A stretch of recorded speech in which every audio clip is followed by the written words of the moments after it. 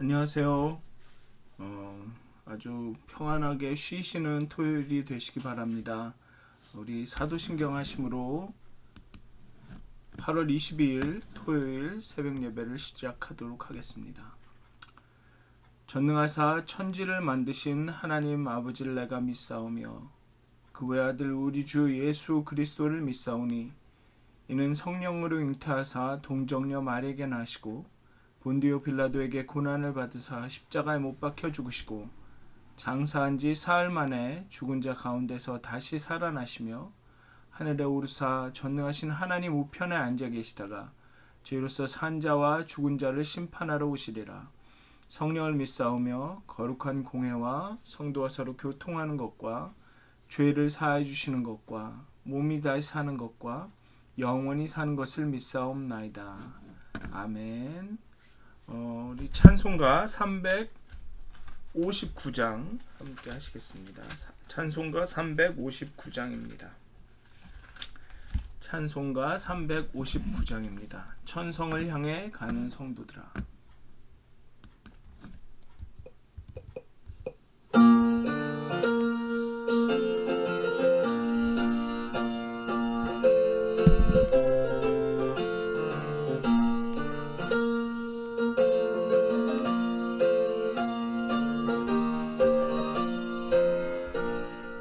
천성을 향해 가는 성도들아, 앞길의 장애를 두려 말아라.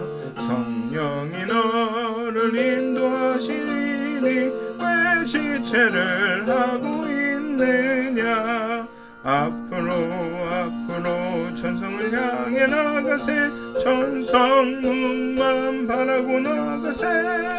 모든 천사 너희를 영접하러 문 앞에 기다려 서 있네.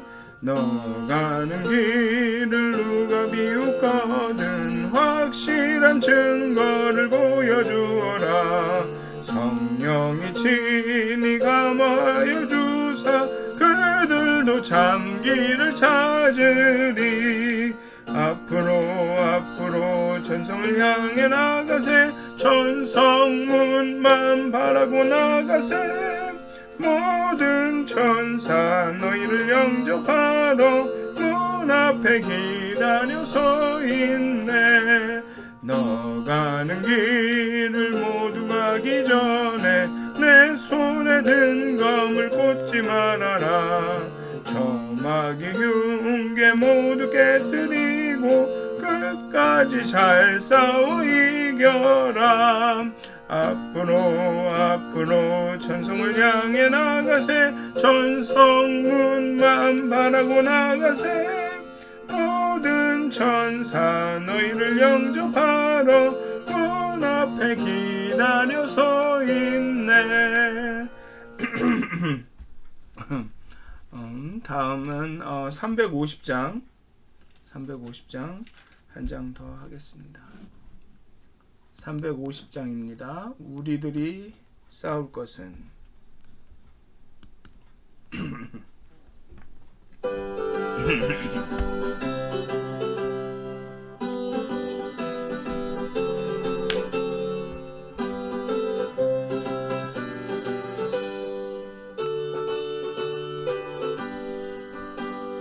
우리들이 싸울 것은 혈기 아니요, 우리들이 싸울 것은 육체 아니요.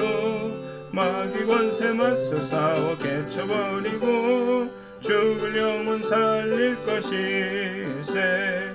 한 마음으로 힘써 나가세. 한 마음으로 힘써 싸우세.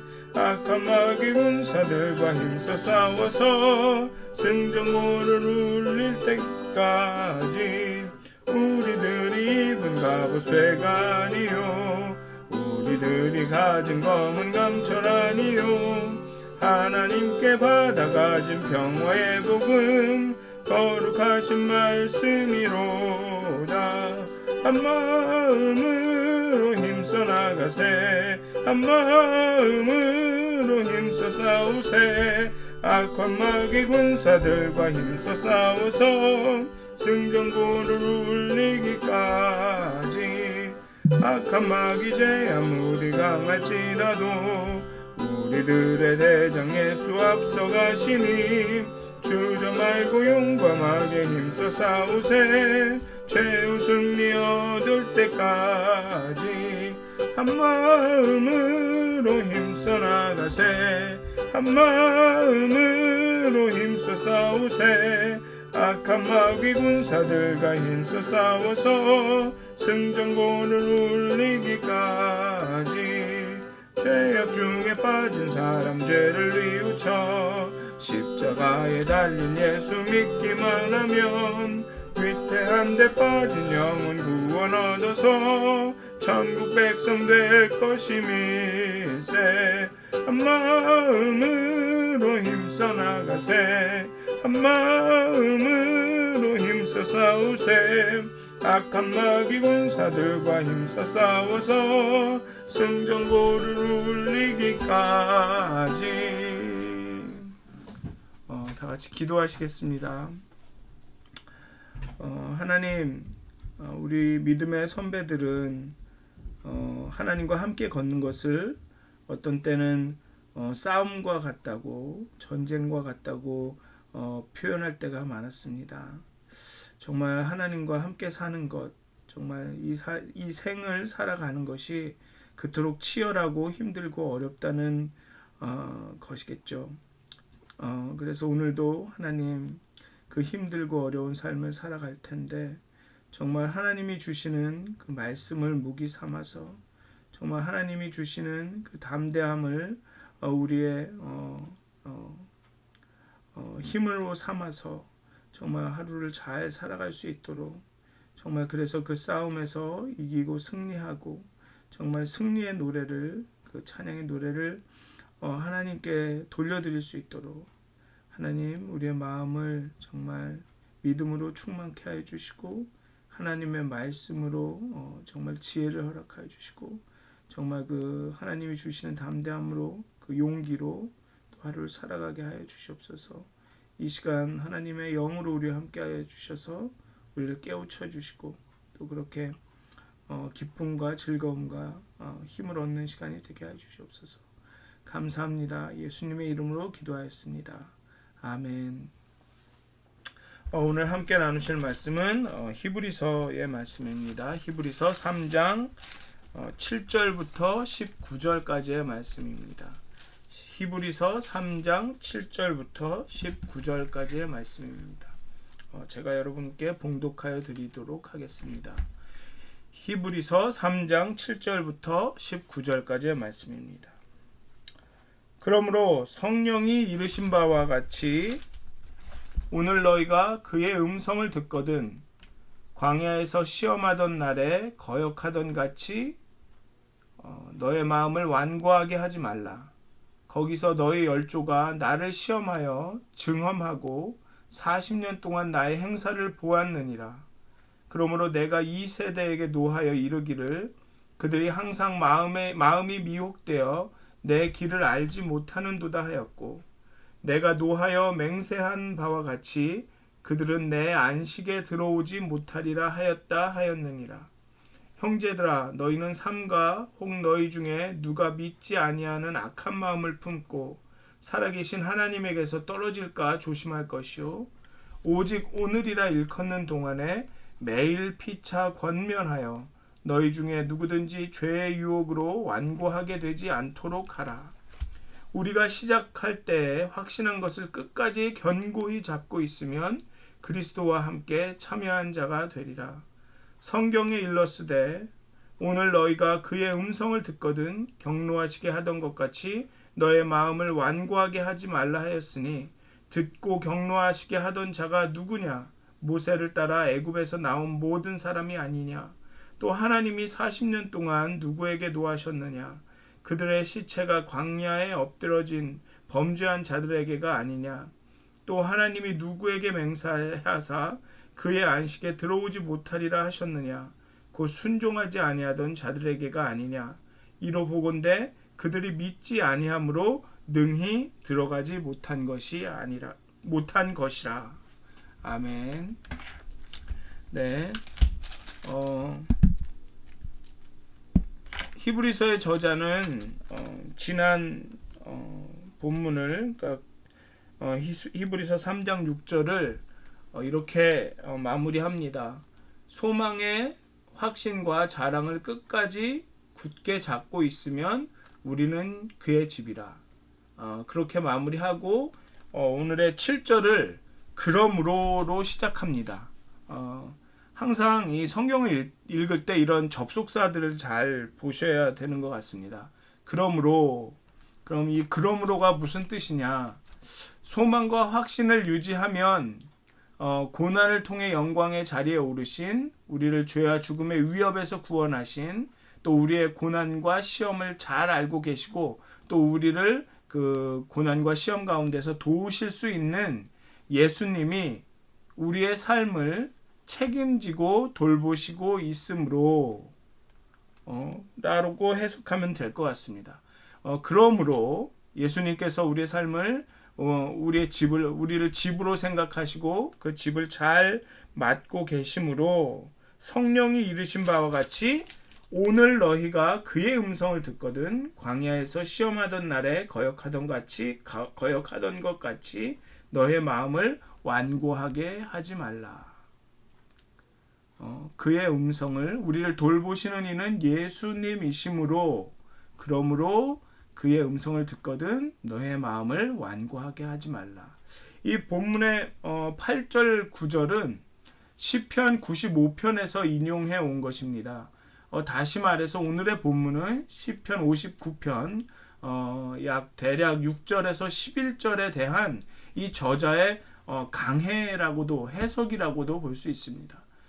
그런데 시편 95편에 광야 시절을 언급한 이 부분을 그 시편 부분을 인용하고 또 그것을 해석하고 강해하는 데는 이유가 있는 것 같습니다. 히브리서의 저자는 지금까지 앞에 히브리서 1장, 2장, 3장에서 시종 모세와 예수를 비교하고 있습니다.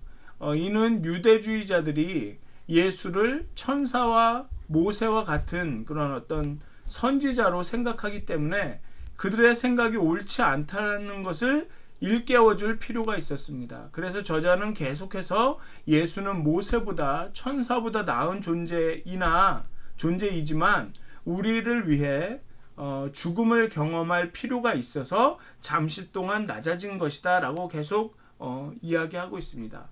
그런데 오늘의 본문에서는 그 모세와 예수를 비교하기는 하지만 이것을 직접 비교하는 것이 아니라 모세와 예수를 통해 전달된 하나님의 음성, 그 하나님의 말씀에 대한 반응을 비교합니다.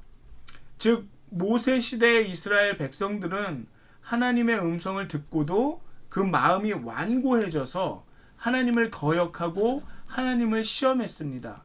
그 결과 이스라엘은 40년을 광야에서 헤맸고 그리고 그 안식의 땅, 약속의 땅인 가나안에 들어가지 못했습니다.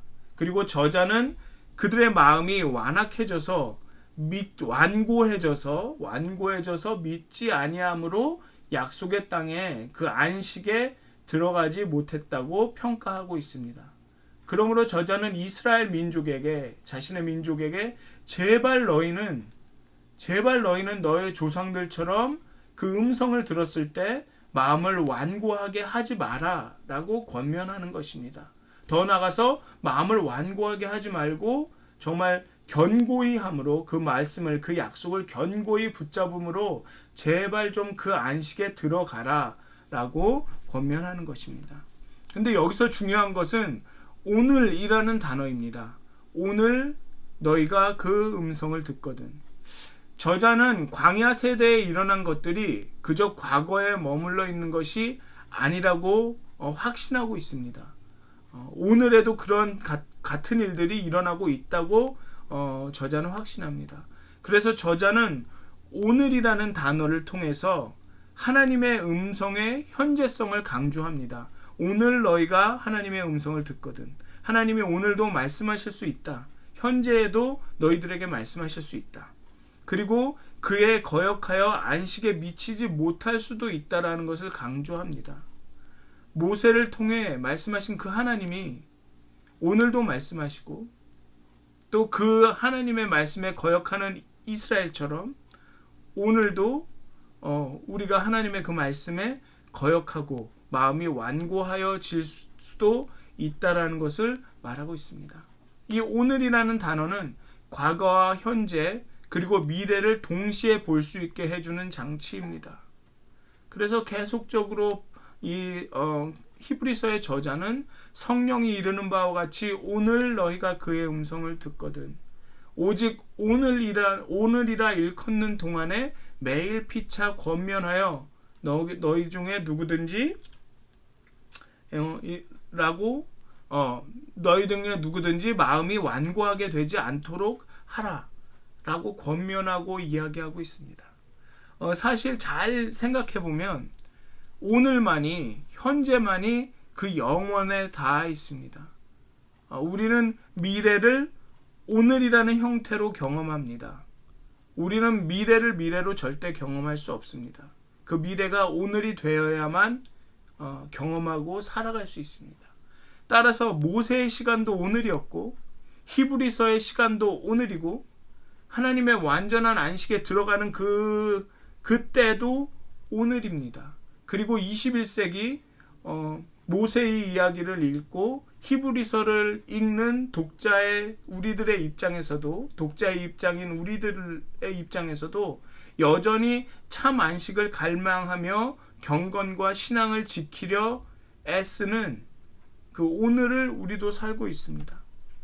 따라서 오늘 우리에게 말씀하시는 하나님, 그 하나님의 그 말씀을 듣거든 우리의 마음을 완고하게 해서는 안 됩니다.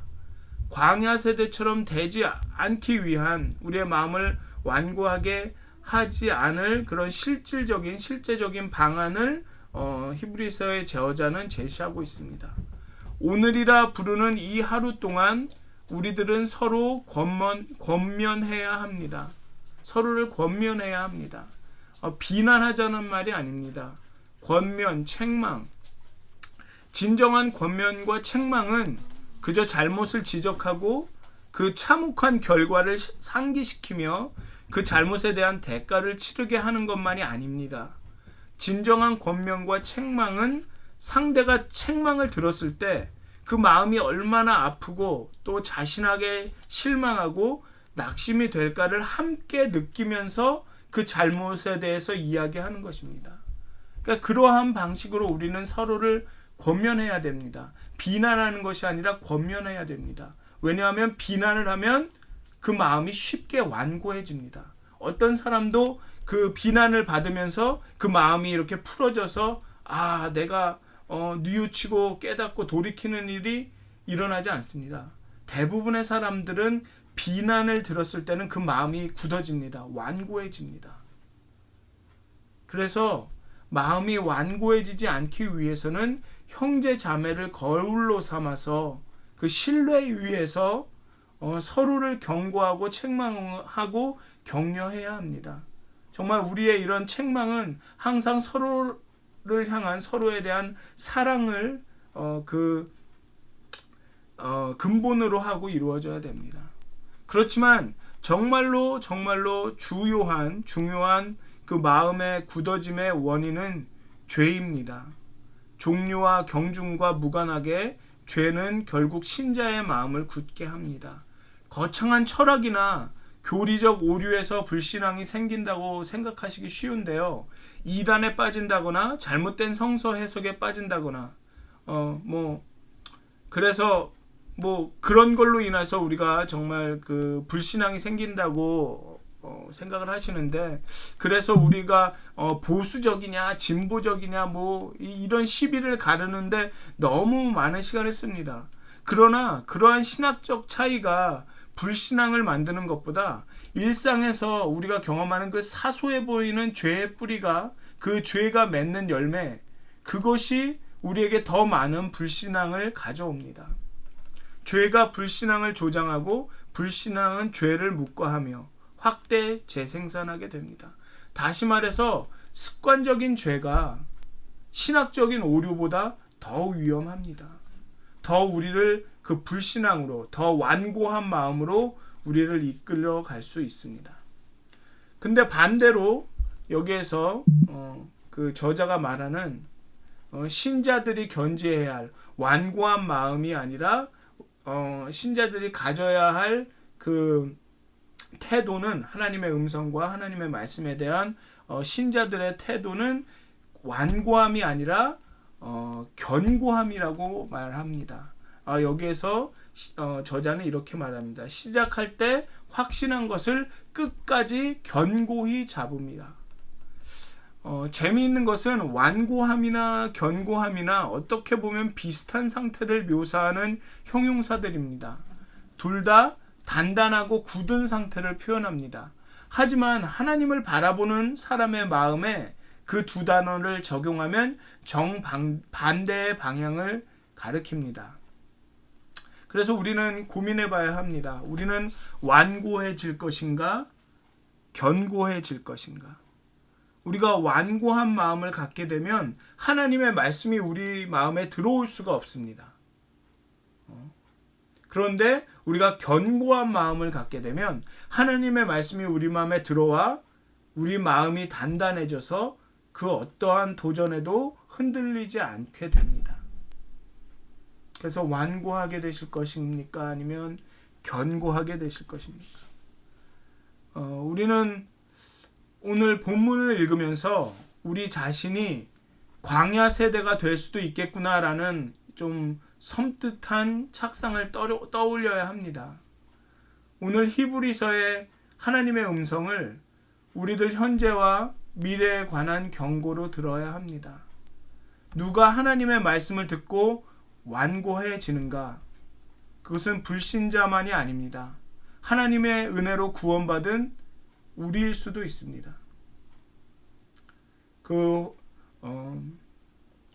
홍해를 건너는 그 놀라움을 경험한 그 이스라엘 사람들도 광야에서 하나님의 말씀을 들었을 때 그 마음이 완고해져서 하나님의 음성을, 하나님의 말씀을 믿지 않았습니다.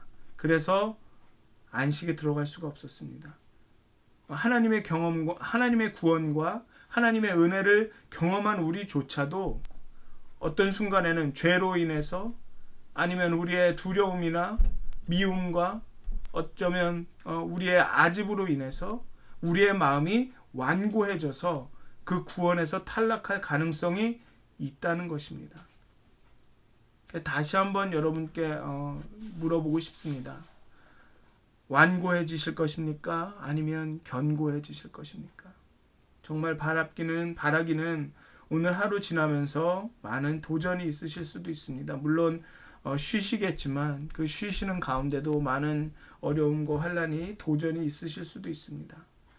그런 어려움과 환난과 도전들을 경험하실 때 정말로 여러분들의 마음이 완고해지는 것이 아니라 여러분들에게 말씀하시는 그 하나님의 음성을 더욱더 견고하게 붙들으시는 그런 하루가 되시기를 정말 주님의 이름으로 축원드립니다.